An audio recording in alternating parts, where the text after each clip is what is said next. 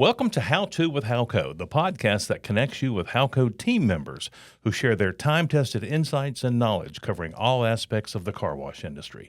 Since 1969, Howco has helped thousands of car washers get started and succeed in the industry through Howco's planning, development, and operational services. I'm your podcast host, Bruce Hensley.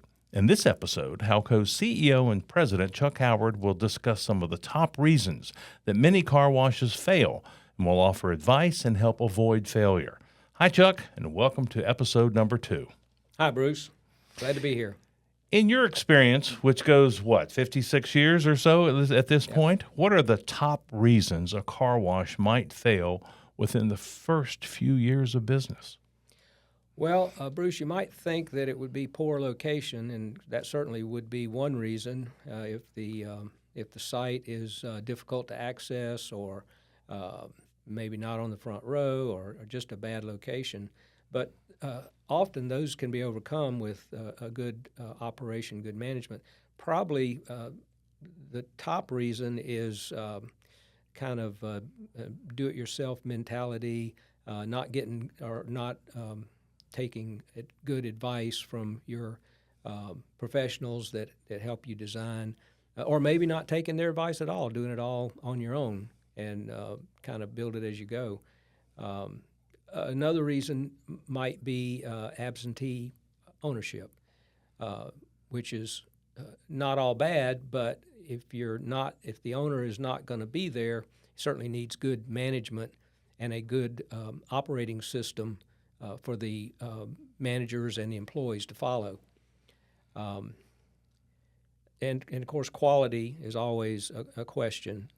You need good equipment, good chemistry, and a process that's consistent and works every time. If you don't have those things, it could lead to a failure. You mentioned location. So how about confusing access, or if the speed limit has been raised since you built the wash and now it's no longer compatible with good ingress and egress, or making safe entry for customers? Or tell me about being on the going home side of the road. What does that actually mean? Well, I think it's sort of a conventional wisdom that going home side's better. It's kind of like, I guess, some of the fast food guys would rather be on the breakfast side. But that's not an absolute. It can be overcome. It's just that I guess people, we think, tend to visit the car wash on their way home rather than on their way to work or shop or wherever they're going. So it's kind of conventional wisdom, but like I said, it's not an absolute. So what are the early red flags that's going to signal possible failure as far as employees or execution or chemistry or equipment? Because, I mean, everything has to be just right. The vacuuming, the finishing process. I mean, what are the red flags to look for, and how do you stop them early? Pay attention. I think that sometimes the management of the car wash is too casual about the important things such as customer experience, the quality of the wash, good maintenance of equipment, knowledge of the chemistry and how it should work. If you think you're just going to plug and play and don't worry about it, that's probably not going to be good for the car wash. It's not. It won't run itself. The individuals that are managing and running have to take it seriously and understand all the phases that create success. Recruiting and training is also vitally important to get the folks on the lot that you want doing it your way, doing it the proper way. Absolutely. Yeah, you want energetic, bright people that are interested in doing good work and interested in giving the customer a good experience.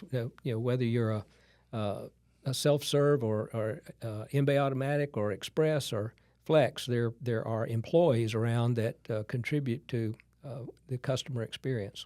And that's a constant fine-tuning effort, just like the equipment and the chemistry. How often does an operator need to fine-tune and check out the equipment operation and the chemical compounds? And is that a daily duty? Certainly daily, maybe more often than that. But the operator should be looking at the cars coming out of the wash. Are they clean and dry and shiny? And that's what everybody wants. And if those things are not present, then start examining why. And it could be equipment, it could be chemistry, it could be a lot of things. Well, now that you've told us how not to fail, I want another car wash. So what's the most challenging part of being a multi-site operator? I know they say in the restaurant business that going from one store to two stores is a lot more challenging than going from 2 to 3 and so on and so forth. Is that the same way in the car wash industry? Pretty much. I think if you're going to have multiple operations, you need to early on document every part of your process, and so that you can maintain consistency throughout the chain as it grows. So you give the same level of service every time, and to get that, you've got to document all phases of the operation.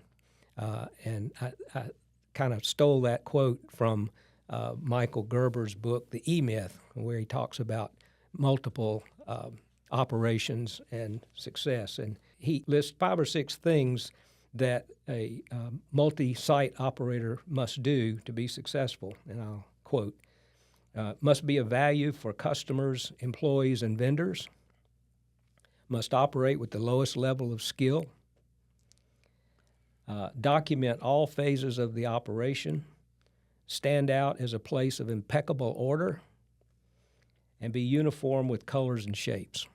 And that's something I think applies to any multi-site operation, whether it's a restaurant or whether it's a car wash. Sounds like McDonald's. That's what he was talking about. Okay. Terrific. So what technologies or best practices are needed to be an effective multi-site owner and operator as far as club programs or unlimited plans or loyalty programs or apps on your phone? What are some of the best practices there? No, those are all good. You got to have a good website. You got to have an app.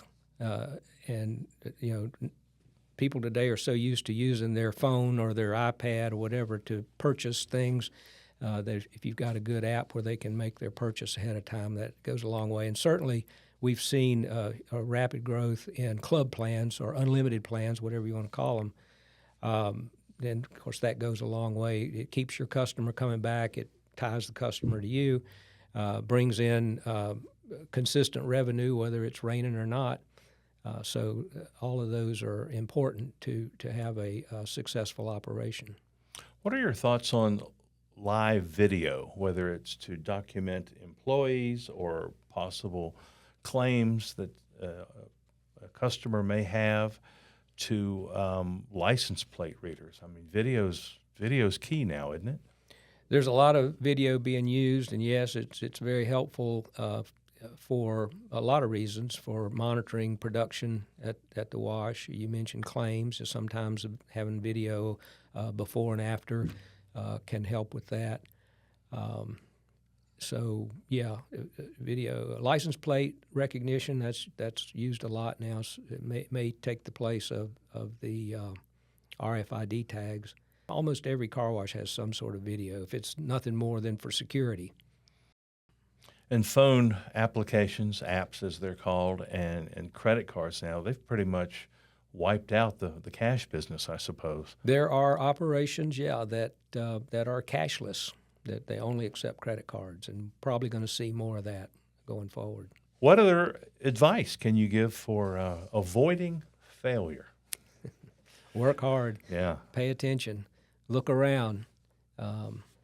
Even if you're an absentee owner, schedule yourself to be there periodically to see what's going on, and make notes. Talk to your management. And get a good professional partner to Absolutely. Yeah. Good professional advice, most important. All right. Well, thank you very much, Chuck. You've been listening to Chuck Howard, President and CEO of Howco, share valuable car wash information. This is How To with Howco podcast, and we look forward to you joining us for subsequent episodes that help car washers plan, develop, and operate their business. For more information, or to contact a Howco representative, please visit howco.com. I'm your host, Bruce Hensley, and we'll see you again soon for another episode of How To with Howco.